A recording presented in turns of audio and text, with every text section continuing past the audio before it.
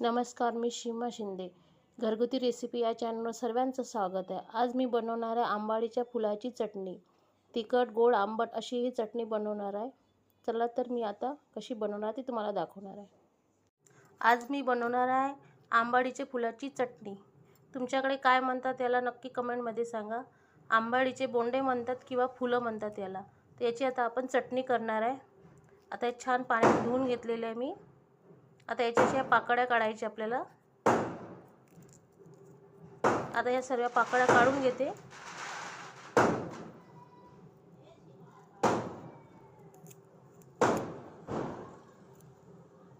अशा पद्धतीने आपण सर्व ह्या पाकळ्या काढून घेणार आहे. आंबाडीच्या फुलाच्या आपण ह्या पाकळ्या काढलेल्या. आता हलकंसं आपण याला भाजून घेणार आहे. त्याचबरोबर लाल मिरची भाजून घेणार आहे.